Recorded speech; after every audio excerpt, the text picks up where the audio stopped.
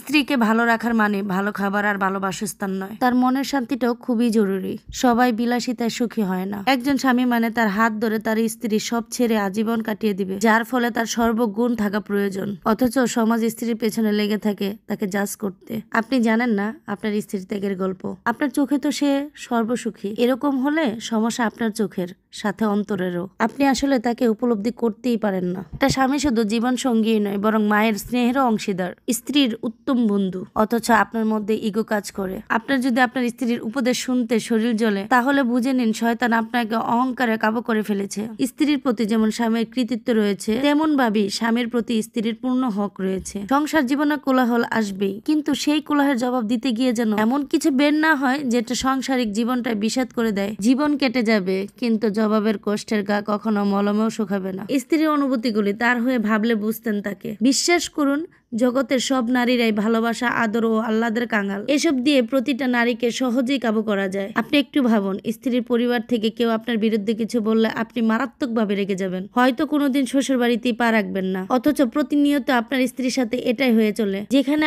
আপনিই পারবেন না ফ্যামিলি ছাড়া কাউকে আপন করতে, সেখানে তার উপর কিভাবে চাপিয়ে দেন।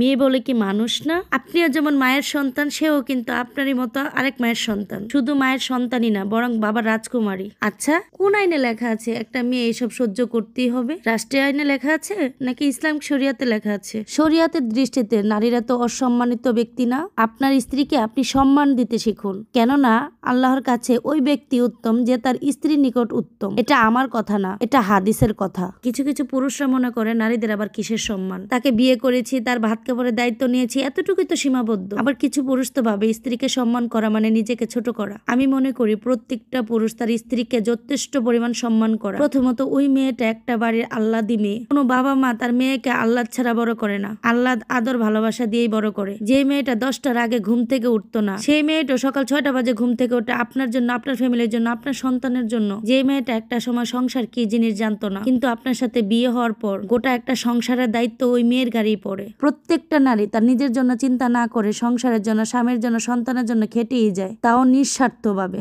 যে আপনার জন্য, আপনার সন্তানের জন্য, আপনার সংসারের জন্য এতটুকু করে, তাকে কি এতটুকু সম্মান দেওয়া যায় না? নারীরা তো বেশি কিছু চায় না, একটু সম্মান, একটু আদর, একটু ভালোবাসাই তো চায়। একটাবার আপনার স্ত্রীকে সম্মান করে দেখুন, দেখবেন আপনার প্রতি আপনার স্ত্রীর ভালোবাসা, যত্ন সব বেড়ে গিয়েছে। আর আপনার সংসারটাকে সে আরো বেশি আগলিয়ে রাখবে। সংসারে সুখ শান্তি আনতে গেলে বেশি কিছু লাগে না। বেশি বেশি আপনার ওয়াইফকে সম্মান করুন, সময় করে একটু ঘুরতে নিয়ে যান, সময় করে তার মনের কথাগুলো একটু শোনার চেষ্টা করবেন, মাঝে মাঝে ওয়াইফকে গিফট করবেন। বেশি কিছু না, আপনার সামর্থ্য অনুযায়ী। তো যেমন 10 টাকা দিয়ে একটা ফুলও নিতে পারেন, কোনো সমস্যা নেই। ভালোবেসে যদি 10 টাকা দিয়ে একটা ফুলও কিনে নিয়ে যান ওয়াইফের জন্য, ওইটাতে নারীরা অনেক খুশি।